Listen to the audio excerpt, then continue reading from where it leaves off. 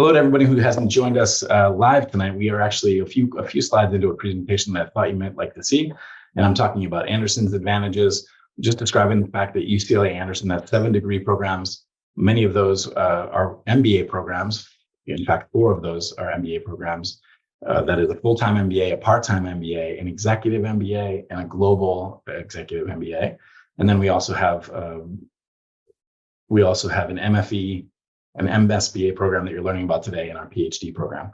Our network is about 40,000 strong, and in business school, we take that very seriously because it means that your long-term job prospects are quite improved by the fact that so many folks are out there having worked at UCLA Anderson in the past. You may know Susan Wojcicki, one of the leading women and actually leading executives in all global business. She is the CEO of YouTube, and she's maybe just one of many, many alums who are sort of running the world of technology these days. Okay, so UCLA, of course, is one of the most popular colleges in the US. We receive more undergraduate applications than any other school in the US. We were 6 times ranked the #1 public university in the world, and that shows everywhere, right? Being a large university, we have a top medical school, a top law school, a top business school, and the best of the best end up working within our professional schools and at the graduate level. So it really is the best place to be on campus as far as I'm concerned. We're the birthplace of the internet. The first packet was sent by Professor Kleinrock, who was actually a commencement speaker to the MSBA program in the past, right here in 1969 from UCLA up to Stanford. And that started off the internet. So we spent a lot of time in technology and engineering and computer science, and now we brought it to our master's degree of business analytics. And of course, before we get into the details of the program, those of you who aren't in Los Angeles should know that we are the 15th largest economy in the world. We are global creative capital. Earlier today, I had a person come in a series that I'm building called Entrepreneurs and Innovators. He's the CEO of a speakeasy. He's also the distiller of that speakeasy, and it's all invitation only and sold essentially through TikTok. And he's done a tremendous job to bring the world of data to the sort of speakeasy environment. Each of our students was given a free ticket to come out and learn about the process of making gin, and also a lot more than that. So it's sort of an example of what a creative capital is, right? We're always looking for ways to innovate, always looking for ways to entertain and to give you more value than you're investing in us. It's a thriving business base. So those of you who are coming from international, whether you plan to live in Los Angeles or the Bay Area or New York, MSBA is a place that's proven to be able to place you everywhere. I'm happy to talk to that when we get to it. Our program differentiators are many, and this actually slide was born with the program, and I probably should add even a bit more to it than is here, but I think it's pretty solid in the sense that we focus on emerging technologies. So as I was coming out of my MBA program and went to IBM, I often heard from people, well, yeah, but you're just an MBA. What do you know, right? I mean, what do you know about what's actually happening in the world? And I think it's a fair point, because ultimately MBA programs are run in case studies. The Harvard Business School cases are excellent for giving you the fundamentals and showing you the landscape. But unless you're bringing real world action-oriented approaches to the program, you're not going to be ready for that marketplace. And we see that as an MSBA graduate or graduate in data science or business analytics, that you should know all of that, what's actually happening in the world. So whether it be fraud analytics, healthcare analytics, entertainment analytics, internet analytics, all of these electives are intended to give a student who's gone through our entire core all of the actual, actionable and practical models, approaches, technologies, and jargon and business knowledge, so that you can answer the questions not only of any executive in the business, but also across industries, and hopefully be able to cross-pollinate between industries. So our focus on emerging technologies is really all about that, making sure you're close to the cutting edge in R and SQL and Python, and also all the industry approaches. We constantly infuse industry. In fact, I mentioned our electives. In addition to that, next week we'll have a symposium. We call it the Business Analytics Symposium, which brings in representatives, top data science representatives from industries broad to campus onto our biggest stage. And we bring in as many people as we can, all of our students, as many MBAs, undergraduates. And we just sort of introduce business analytics to the school through industry. And what's nice about the event is that afterwards, when those executives walk off stage, they walk to dinner with our MSBA students, and you share a table and get to know them personally, and you actually rotate between tables. So by the time you're done, in your first couple of months as a student, you've met some of the heaviest hitters in data science in Los Angeles. And that certainly does lead to internships, which you can see we have a career-driven internship every summer. And so starting in the fall, you'll start recruiting for your internship. You'll go to the Business Analytics Symposium. As you'll see in a moment, you head into winter and spring, and we infuse more industry. So we actually have you take an industry seminar course, which for 20 weeks brings executives from a wide variety of industries: high tech, entertainment, healthcare, again, fintech, any direction we think you should be exposed to. We bring those executives in, and for 3 hours each week, they will first lecture and give you some background on what they're doing. They'll tell you about a problem they're having. They'll send you out for about a half an hour to 40 minutes to prepare with a team. And then you'll come back and actually present to that executive. So it's a really wonderful way of getting to know a person and then for them to know you. And we think of it as a bit of a Trojan horse, as a way for them to organically connect to our students better than they do to anybody else, because they are now the professor. And it works wonders. It really turned out to be a wonderful way of building friendships in addition to just helping students recruit. And of course, you learn a lot in the process. We have unparalleled career services. Larry Brayman, who we were lucky to hire in our first months as a program, was first an actor. He worked for 10 years as a professional actor. He was on Seinfeld, very LA in that sense. But then he went on for 10 years to run his own practice at Career Services, which is, by an actor, actually quite a good parallel, because he can bring all of his training to help you get a job and to help you become a more confident version of yourself, more able. He teaches a 10-week course that's actually not credit, but it's among the most popular, electives, non-course electives that we teach, because it prepares you for all of the technical aspects of getting a job. And that includes, interviewing, technical interviewing, making sure you know how to beat the algorithms to get the first interview, et cetera. And also prepping your resume and all the sort of core fundamentals of career prep. He also runs all of our career nights. He's got a team of 3 now, and they're fully dedicated to helping our students get jobs. And I will say that since we've started, knock on wood with this economy, we've had 100% placement in both internships and jobs since we started. So it's something we're very proud of, and I really thank Larry, because I think he's the best in the business. We have an experiential capstone and consulting project, and I'll talk about that in a bit more detail, but it certainly is a fundamental component of all of our education at UCLA Anderson. We want to make sure that you're applying what you're learning in real time. We give you the internship, and then we have you close with a capstone or another internship, and I'll explain that in a moment. And then, of course, a real focus on student life. I actually added that one. You can see it as a planet, as an icon, because I just had to replicate it quickly. But a focus on student life is something that I added there, because I do believe in higher education that as the price of higher education increases, it's our responsibility, especially as a public university and as administrators of a program, to be looking at this experience holistically. So as I mentioned, that Entrepreneurs and Innovators series was as much about me getting our students a free pass to go have a great time downtown and experience something that they wouldn't otherwise be able to do in LA, as it was, exposing them to an entrepreneur. And so we're constantly trying to infuse a lot of fun. We have a great deal of, we have a whole student government who ends up, in addition to running, lots of academic programming, they also run some amazing social programming. We also infuse improv. So we do 4 improv courses throughout the program, 1 a quarter, and that is intentional. Of course, we want you to be comfortable on your feet, and there's no better way to do that than to laugh with each other for once a quarter and get very comfortable at that. But quick improv, and have an ability to communicate with just about anybody in any situation. And we're thankful to have the Groundlings help us. They are the minor leagues to Saturday Night Live, so they're the very best. And it's just a great time. So we try to improve your student life experience as well as give you the education you're looking for. So let's get into curriculum. So as you think about the Master of Science in Business Analytics that you're hoping to complete, you'll see out in the marketplace that there's a spectrum. So some programs swing more business, and they actually look a bit more like a Master's of Management.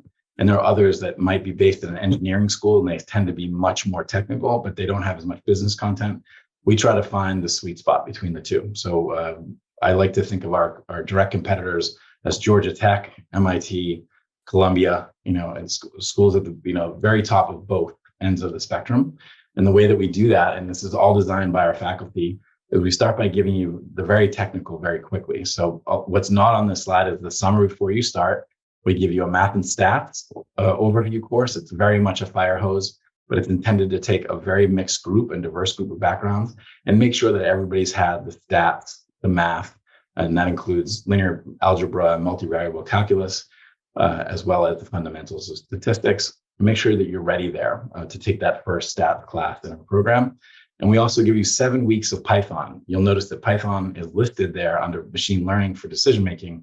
You also take a pre-course for 7 weeks. It actually overlaps with the fall. So it's one of your courses that's just not graded in Python with the author of the world's best-selling computer science textbooks, the Deitel family, Deitel and Associates. And that really prepares you for this first fall. So you'll also be taking your SQL, R, Python. You'll take optimization. Some of these courses are 5-week courses. So you'll take SQL and then you'll take Python with an optimization. And likewise, you'll take 10 weeks of stats, but you'll take 5 weeks of machine learning and then 5 weeks of Python, 5 weeks of machine learning. So you're building on what you're learning all the time. We flow into winter and you take your mini MBA course. It's essentially a survey. For those of you who come from business backgrounds, you'll find it a refresh. For those of you who come from engineering or math or computer science, it's intended to give you the jargon, to give you the understanding, the basic understanding of the fundamentals of marketing, operations, finance, and economics, so that you're ready to go, ready to talk, speak the language while you apply the technical approaches. Data management is the course that focuses on the cloud. It focuses on, bringing the data lifecycle together, practically. So you know how to move, data from one system to another, whether it be with SQL or otherwise, and really prepares you to be the data engineer that you might want to be. A subset of you in this group and in each of our cohorts will be very heavily focused in that area, but a majority will just need it as a sort of underlining fundamental. Prescriptive models is our forward-looking analytics course, and it really gets you ready for what becomes the analytics heavy spring. But it's for your first modeling course that you'll see comes in winter, so you get some ramp up time before you get there. And then the first of the 2 industry seminars that I mentioned before, 20 weeks each with a new executive from a new company. We roll into the spring, and that's where I mentioned that the faculty were really focused on bringing our research to the classroom. So in that case, we have customer analytics taught by Anand Bodapati, who is really one of the fathers of modern analytic marketing. Competitive analytics taught by Keith Chen, who has joined us from Yale, and he immediately took a 2-year sabbatical to go help Uber develop their surge pricing algorithm. So if you remember a few years ago, they updated their algorithm and everybody was instantly charged $20,000 a ride on New Year's. And that was them calibrating. Actually, he said we knew exactly where we needed to be, but we didn't know exactly how high we would go. And the story of actually what they did is incredible, and I'll let him tell you.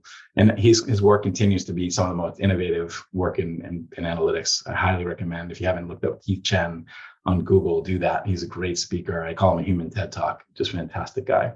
And that's really our strategy course, because he's really thinking about how do you apply strategy to outcompete the competition with data. And operations analytics is taught by another MIT grad. Actually, I think all 3 of them are MIT grads, or maybe Keith's not, but nonetheless, most of them are. And he takes his background in really core quantitative operations analytics and brings it to you as really a young member of our faculty, one of the most dynamic. Both customer analytics and operations analytics win the award for best class every year. They both win because they essentially tie and have for the first 4 years. And then we close out our industry seminar too, which is again that second week, a second quarter of 10 weeks, I should say. And in there, we also embed 3 weeks of negotiations, because in the business fundamentals course, we don't get a chance to do that with you. So you learn to negotiate very well in our industry seminar as well. So that's the really, if you think about it, that's the core of our degree program. It takes about a year. And after that, we're really focusing on making it practical, putting it to work in the real world. So you probably have seen, and I'll show you a slide in a moment, that our students have landed some very impressive internships this year. All of the bridging we do with industry has worked out very well, that they come to us and they hire our students, at least up to now, and very consistently. So our students, if you name a tech company, they probably work there as an intern or a full-timer. And likewise, in the fields of healthcare, entertainment, fintech. The bridges have been made at this point. You're lucky to be the sixth or seventh class joining us. Then fall 2, we roll into the final fall, as we are now. It's our busiest time of year. We have a new class starting and one class finishing.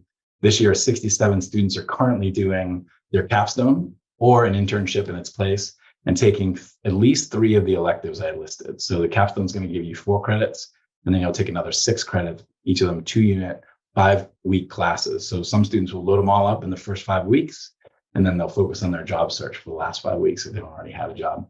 And so it works out very well. It becomes much more flexible as you finish. A lot of the questions we get are about how technical we are. And so one of the things to focus on here is take a look at the depth and breadth, really, of the technical features of the winter, spring, and then our machine learning course. And they'll give you a sense of the rigor. We try to be as close to an engineering program as we can be.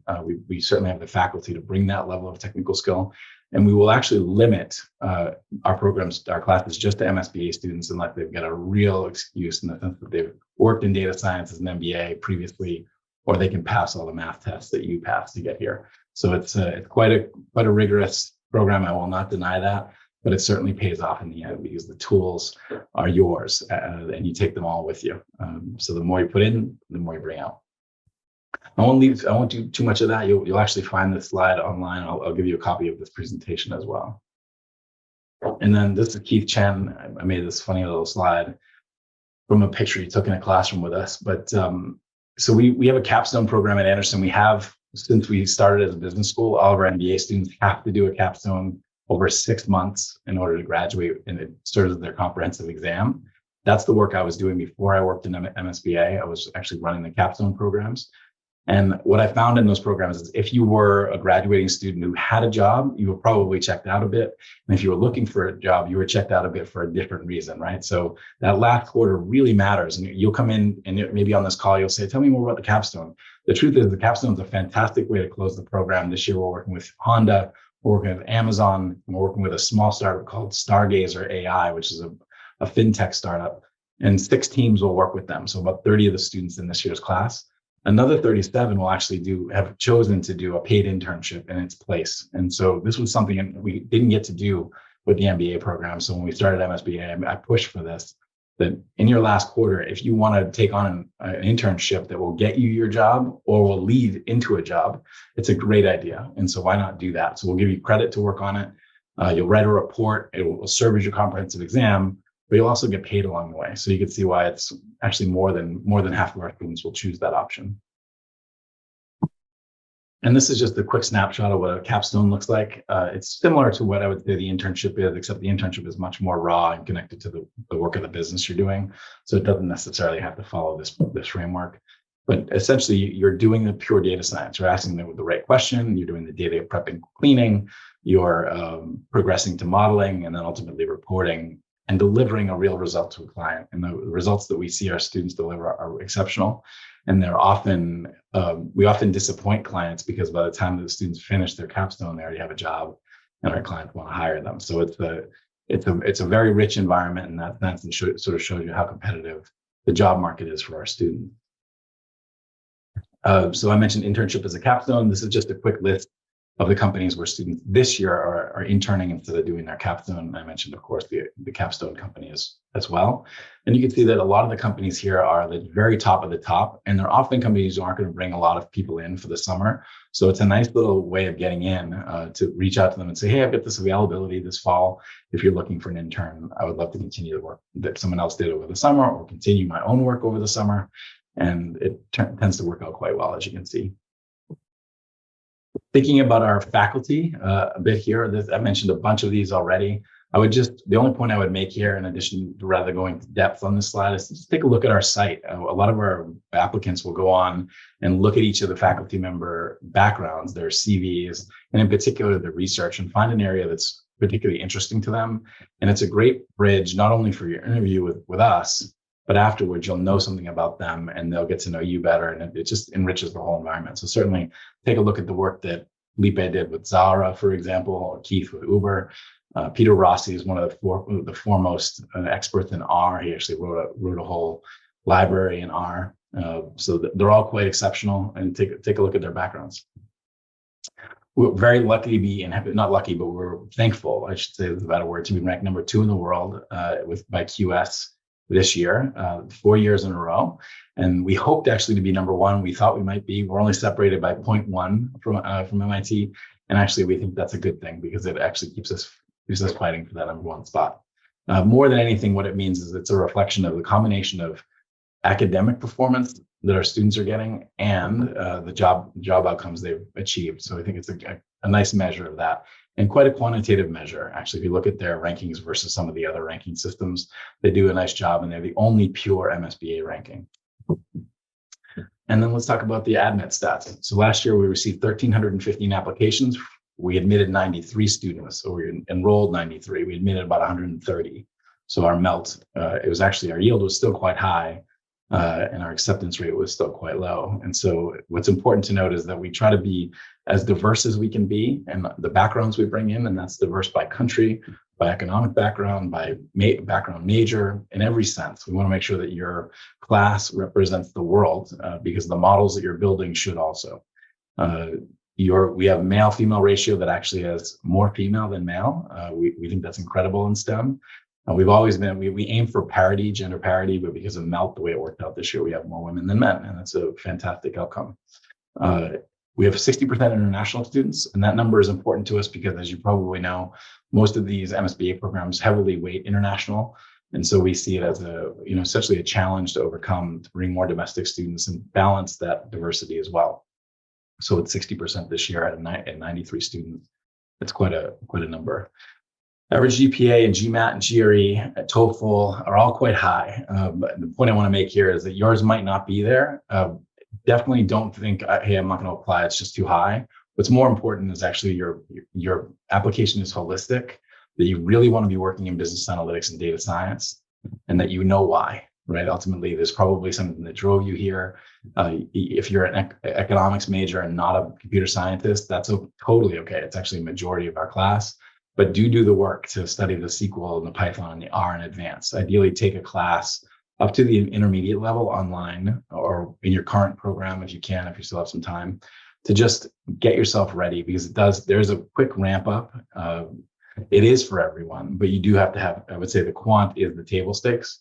So just take the stuff that'll get you ready. Otherwise, our average age is 25, which makes you about 3 to 5 years younger than the average MBA.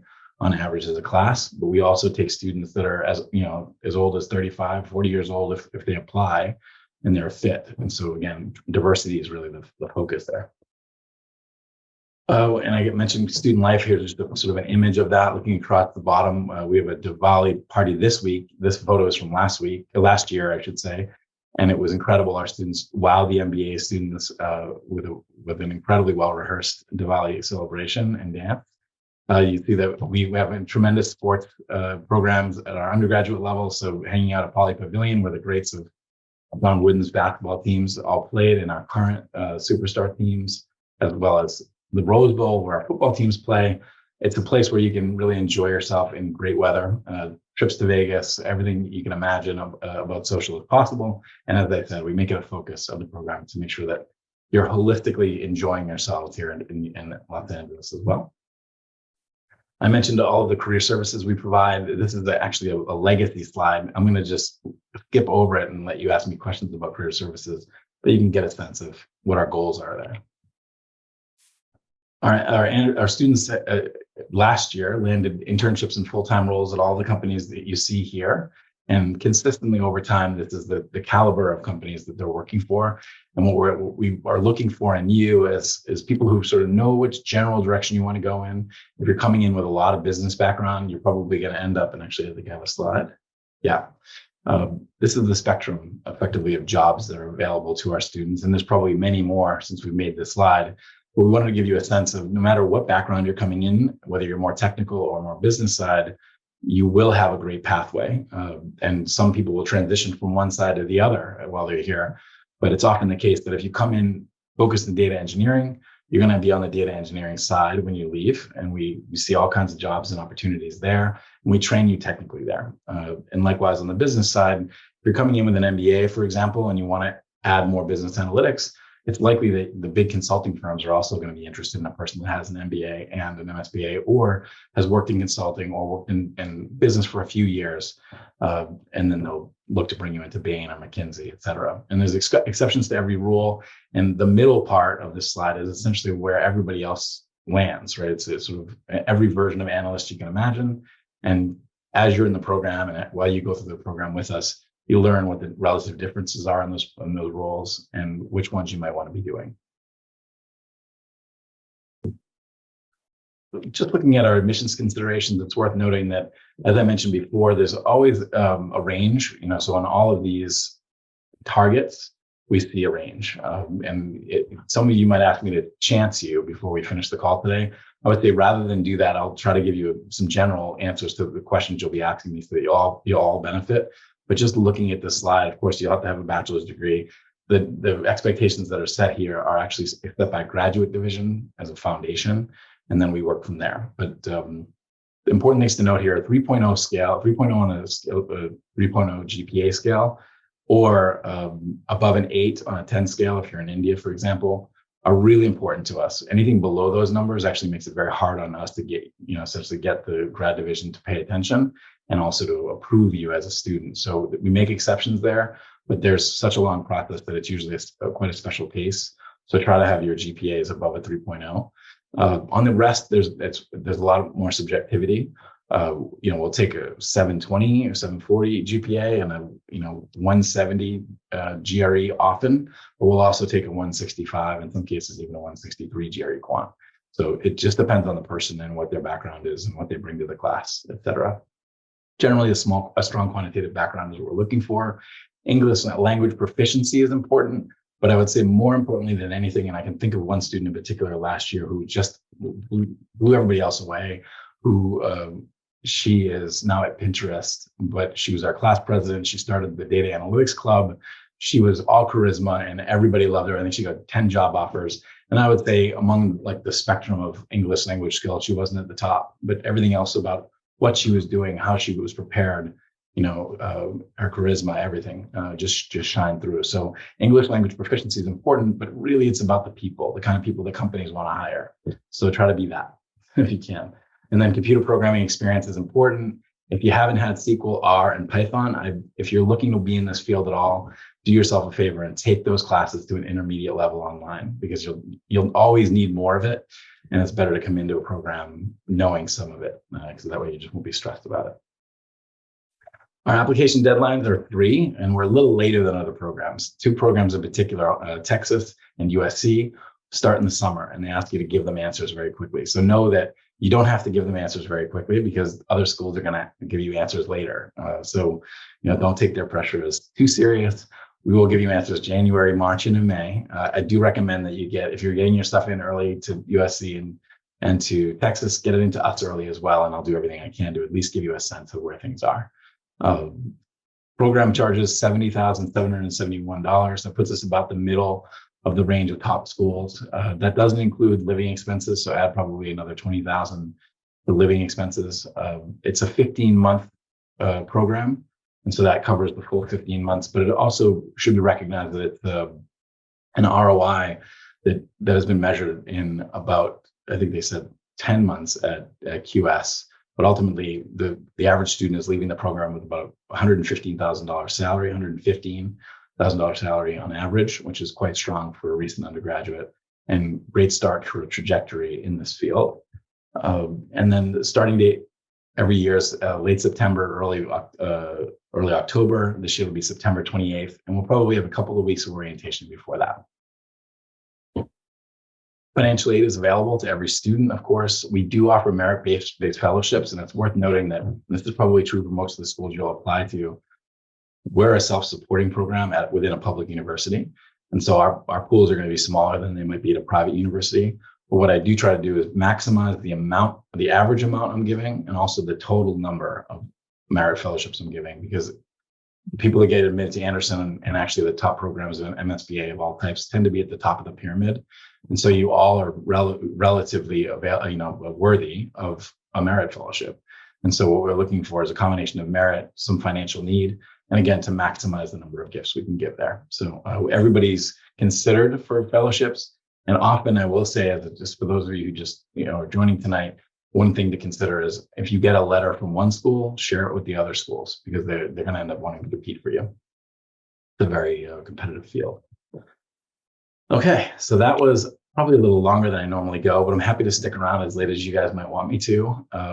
I think I just have to probably be back within an hour and 20 minutes. I have to go back upstairs to class.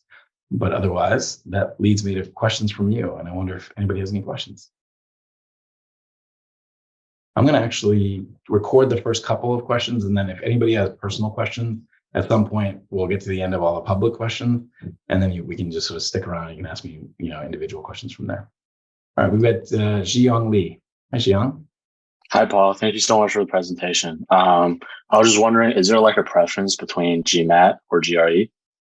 Not usually. I mean, if take one or the other. I don't know if you've been prepping for both, but if you've been prepping for one, just do that one. If you've been prepping for both and you think you'd be stronger in one than the other, you don't have to turn them both in, of course. We see very much fewer GMAT than we see GRE. So GRE, I think, gives you more options in grad school, so you might just stick with that one. Got it. Thank you. Yeah, good question.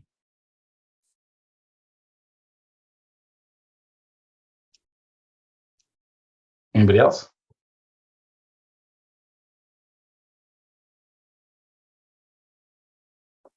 All right, good. I left very few questions on the table. That's nice. All right. Well, if there's no further questions, I will ask you, actually, one of the things that I'll suggest you do is join our Instagram. Our students run it, and so it gives you a sense of student life and also the nature of the program. Oh, looks like we do have a couple of questions. Okay, so Akira and then Jenny. Hi, Paul. Thanks for the presentation. But I do have a question regarding the prerequisite of applying the program. So I checked on the official website, and it says that there's a prereq about the evidence of programming, but I wonder, except for the evidence of computer programming is mandatory, or like linear algebra and multivariable calculus also mandatory? Because like I take linear, so just personal, I take linear algebra during the COVID situation, but I did not have a great option and choose a pass-fail option for this course. And I wonder, is that okay for me to apply for the program? And also, I do not take multivariable course because it's not my major, but I do have kinds of programming evidence. And I wonder, would I miss these two math class? Would that be fine for applying? Yeah, it's a great question. Actually, I think it's a good case study question for everybody. So we're going to get questions like that all the time, and they're going to have some version of what you said. Some people have no programming but a lot of math. Some will have no math and a lot of programming. Some will have none of either but have spent time in data science. And so it's a very specific case by case basis that will see your application come through. So I would say if there are areas where you think you might be weak relative to the pool, make a case for that. And as you just did with me, we recognize that there's a great diversity in people's backgrounds, and those who are taking engineering might take the higher level math. Those who come from economics probably won't. Some who went to school, in China, for example, you're going to see a lot of multivariable calculus and linear algebra, much more at the undergraduate and even high school level, certainly than you see in the United States. And so I would say, just as future business analysts, they're both really important to have in the long run. Linear algebra, multivariable calculus are just, they're tools that you bring in your toolbox to the program. They will just give you more facility. We do give you a math and stats primer up front, but I would always say to anybody who hasn't been exposed to those, just like with the other programming tools, go online, start with a couple of YouTube videos, get a sense of what is linear algebra, what is multivariable calculus, get a comfortability with it. And then perhaps if you've got some time before the summer, take a course if you get some extra time, or do some online training, because it's all going to give you, those math courses in particular, they're going to give you a foundation to do more. It's not that you're going to be excluded from the other classes, but the more you have as a foundation, the better you'll do in the field. And so, like I said, with all the other courses too, you can't learn enough SQL before you get to us, because it's going to be an exponential learning curve. You're going to learn, it's going to evolve. Programming languages change. So what you're doing is in that program before and after, you're just going to be developing a skill set that will always develop. And so the more you get some practice at that and comfortable in a self-learning process on the technical side, the better. Does that make sense? Got it. Thank you so much. Yeah, thank you. Good question. Hi, Jenny. Oh, it looks like I can't hear you. Looks like you're not muted, but maybe there's a technical issue. So what I'll do, I'm gonna go to Iffy, and then I'll come back to you if we can get that working. Or you can type it in the chat if you like. Great. And is it Iffy? Hi, it's Ify. So you were close. Iffy, nice to meet you. Oh, nice to meet you too. Having some Wi-Fi issues, so I apologize for not being on camera. No problem. My question was, so I'd be an applicant coming in from more of a business background versus engineering or anything of that area. Mm-hmm. My question would be, if I'm coming in and kind of intending to take some online courses in things like SQL and Python, or some of the calculus classes that I didn't necessarily take before starting the program, would you recommend taking those kinds of courses before even applying to the program and being able to kind of put those on your application? Or is it enough to just kind of take those courses before you start in the event you're admitted? Yeah, it's a good question. It's hard to tell every year exactly how so essentially we see your application in whole form, but we also see it in a spreadsheet. And we're, in that spreadsheet, we're sorting on all variables, as you can imagine, and we're trying to find, the cream of the crop in every sense. And so if you're really high in an area, you're likely to hear from us and get an interview. If you're high in 2 or 3 areas, you're very likely, of course, to hear from us and get an interview. And so it's what's happening here with the pre-work is, after that point, you might come in with a business background and have just be a rock star in every other sense. And we would be crazy not to take you. But the answer that I would give you at that point is, please take it, because you're going to need it when you get into the program. We do, and I sort of mentioned it before, we do a math and stats prep course. We also do a Python course, which is intended to get you there. But the reason we added those courses is that in our first year or two, when we said, hey, do you have Python experience? Everybody said yes.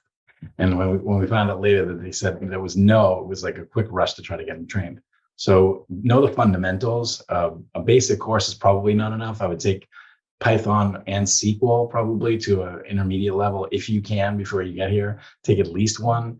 And to get our attention, if you're lacking in those other areas, show us where your strengths are in communications and business. Show us your passion for the field. Have a sense of where you might want to go with the degree, because it's just 15 months.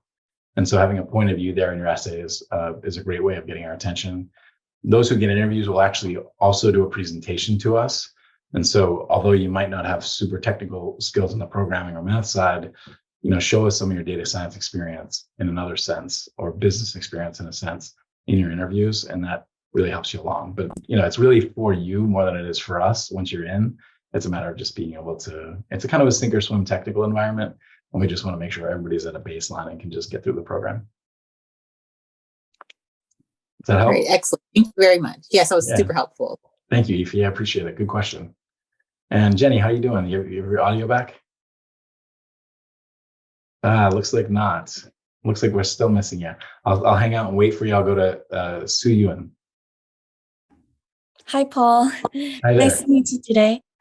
Nice to meet you.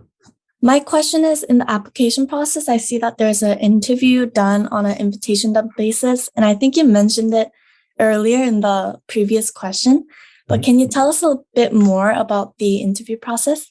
Yeah, so if we'll tend to interview something, we're aiming for 100, and we'll interview somewhere between 200 and 300 every year, typically out of 1,300. So you're already the cream of the crop when you get the interview. And our hope then is to build a cohort that is as, again, diverse, as charismatic. We're really looking in that interview for the person you're going to be in 15 months. And the closer you are to that person, in terms of readiness for a professional business environment, in that call, the easier it is to acknowledge your place in the class.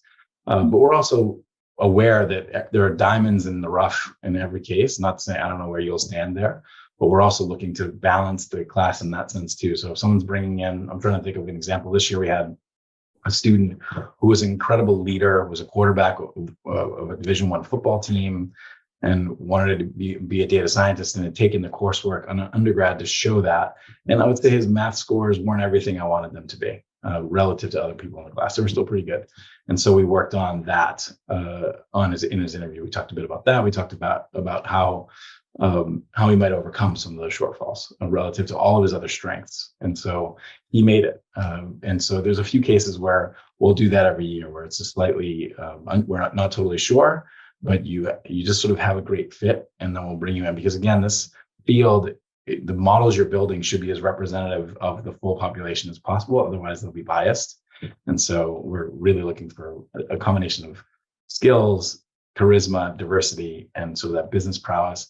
In the interview process, we generally ask you a few questions. You can probably look online and see what we ask. We used to ask very specific technical questions. And after you ask a technical question once, it gets shared online. And then the next time you ask it, it's not worth anything, because people have often shared it. And so we tend to not ask the technical. We rely on your scores in the exams for that. And then we'll focus on sort of business readiness, your aptitude, your communication skills. And we'll ask you to do a short presentation to us. We'll ask you to present for 5 minutes on a topic that you choose. And generally they're data science oriented. I had a great one last year for a student we lost. Actually, he took a job instead, but he was on our volleyball team, and he focused on the role of a setter in volleyball, and the fact that he could take 3 passes from the rear and then set up 3 potential shots, 4 and 4 actually. And then he went back and analyzed all of his own work on video and data, and then showed me what he would do sort of in an ideal scenario all the way down to the worst pass. So in that case, it was exactly on target, right? I mean, he was showing me his passion, showing me how well he could apply analytics in a very practical sense, and was very innovative in the way he handled it. So that's an extremely good example, but there are, generally they're more generalized presentations. But again, they're aiming to show us what you know and why you want to be doing this. Does that make sense? Yeah. Thank you so much. Yeah, thank you. I appreciate it. And Jenny, I'm sorry I didn't see you had written such a nice question there. So I'm going to read it for everybody's sake, and then we'll take it from there. So, hi, Jenny. So you say, I'm a current student, Master's in Professional Accountancy, fantastic, at Rady, with a graduation date of June 2023, fantastic. Interested in the MSBA program.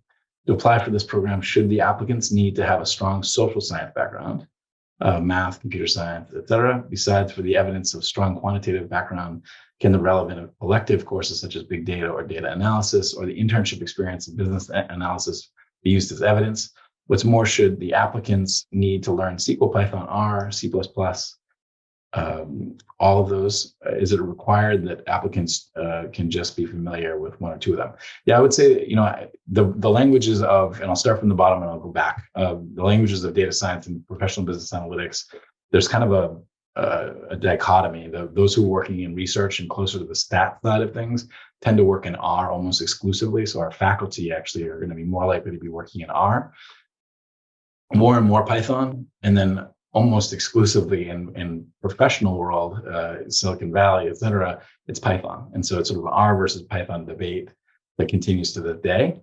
And so those 2 are very important. But I will tell you, when people come in, the one thing they say, and almost across the board, our alums, the people that come in to speak from companies, it's know your SQL. And it's because it's ubiquitous, it's everywhere. And if you're facile with it, if you're quick, you have sort of agility with SQL, you're just going to be the star on any team you're on. And it's really these 3 languages are the separators between a quantitative MBA, and you'll find many out there in the field, and an MSBA. Quantitative MBA is going to stop at Excel generally, and you're going to pick up the ball from there and take it a lot deeper and a lot farther. So know those 3 in particular. C++ less so. MFE relies heavily on C++, but less so on the MSBA side. As far as background, math, computer science, engineering are very common, and they're often siloed when they start with us. So we actually do an exercise where we pass yarn around. There was actually an image of it. I don't know if you noticed, but there were people holding string, and that yarn is different color depending on the undergraduate major. And this year we had 15 different colors in the room because there are mathematicians, there are accountants, and we love accountants, by the way. We think, accounting is a language unto itself, as well as a process. And, I think the first analytics practitioners have been accountants and actuaries, right? And statisticians. So nonetheless, I think it's a great question. Just come with your strongest position. This is a new and relatively green field. So we want to give everybody an opportunity that we can give an opportunity. If you have weakness areas, just sort of either point them out in your interview or in an essay as areas that you want to grow in is probably my best advice. But in general, if you're bringing some combination of what you've listed there, you're probably fine. And then we've got a question, any bonus MSBA application waiver for those attending today? Unfortunately, no. We are a self-supporting program in a public school. And so we don't, unfortunately, have the opportunity to do that, but good question. Yi Chia, so the question is, sorry, can't talk right now. I've noticed that you mentioned MBA programs several times. I'm curious, that is because student lives at Anderson share many similarities, or maybe will be collaboration between MBA and MSBA, because I heard some of the schools have that. Yeah, so it's a really good question. We talk about one Anderson on campus a lot. And as a new program and a very quantitative program, you can imagine the natural tendency is for there to be division rather than unity, at least from the beginning, because people don't know what to make of the programs. We have some advantage that we have an MFE sister program who's been around 15 years. And so they've built some bridges. But I would say our students, because of the nature of the work, tend to be much closer in their orientation to an MBA than to even an MFE. And so we spend as much time as possible integrating with their clubs, making sure our students have leadership opportunities in those clubs, and that we bring together social events with them. So very much we see the ecosystem evolving so that as you're here in our laboratory, your interactions with MBAs will mimic the kind of interactions that you'll be having in the real world with MBAs who are quantitative enough to know what to ask you, and you'll be delivering for them in partnership. So it's a very healthy reality now, and it's only getting better every year. And I think as our MBAs start to be more interested in analytics and the school gets more analytics oriented, our MSBA students will continue to take the lead when it comes to the sort of the cutting edge work that is happening out there. So thank you, Yi Chia, for that. It looks like Ambush, you got a question? Hey, Paul. I just had a couple of short questions. Sure. So between resume or CV, which one should be preferred? Should it be a one-page resume or a more detailed CV? I think unlike a job, I think the more that you can show us, the better. So if you've got a couple of page CV, that's fine. If you can, what we'll do is actually we'll get you to a resume format on our side because the companies want to see a one pager. And we'll sort of optimize you to that. So we won't demerit you in any way for having too long a resume, for example. Okay. What's that? And also, for letters of recommendation, should we prefer academic or professional LORs? That's it. I think it's a very individual question in the sense that some people have really strong on both sides. Some only have strong on one or the other. So I try not to discount those in any way, right? If they come in, they're all academic, but they're all strong, or they're all business and they're all strong, great. It's nice to see a balance. The one thing I would say is sometimes faculty will write a lot of letters and keep them very short as a sort of, just get it done. And that's not very common, but when we see it as an indicator, like they're just either rushed or they don't have anything good to say. And so it can be a double-edged sword in that sense. So I would say better to go to the people who, regardless of their background, have the best sense of your work and can speak to it directly. That's really the most important thing. Good question. Yeah, thank you. Nice to meet you. And then Ziyang wrote, are there any Python, R, and SQL courses recommendations with taken outside of the university curriculum? Yeah, good question. So on our site, you'll actually see we've listed a few resources. They do change a lot. So do some Googling to find out if anybody's got a better recommendation, maybe on Reddit as well. They change every year. So the favorite ones. We had a student 5 years ago say that a $10 course in SQL really saved them in the first quarter. So, there's a lot out there. We have actually, as a school, we've contracted with LinkedIn Learning And we're investigating whether or not we can give that to our new admits over the summer, as well as a way of just getting them comfortable in areas where they're not comfortable now. And that would be hopefully available to you. But in any case, I would say, take a look at LinkedIn Learning, take a look at, the sort of the top of the line online courses. We have one listed from IBM that's free. I just don't know how updated it is, but it's certainly been a great resource to our students till now. And so take a look at that one. Any other questions? Thank you. All right. Well, I really appreciate all the time tonight. It's a joy for me to meet you virtually, and I look forward to this process. If along the way you want to connect with any of us, take a look at our website. All of our staff is there. And so if you want to ask a question about careers, reach out to Larry or to Cheryl. If you want to ask a question about admissions specifically or about student life, Nettie and Freeney and Freeney actually leads these sessions every other one or so. So if you want to take a second one with her, you can get to know her on a call as well. Most of all, just make yourself known. We appreciate people who are proactive, bold voices, take action, leaders. And so to the extent that you want to hear anything from me, try me, reach out to me by email, reach out on LinkedIn. Say hello, try to write me a short note if you could, just to remind me where we met, and I'll be happy to accept and sort of continue our conversation from there.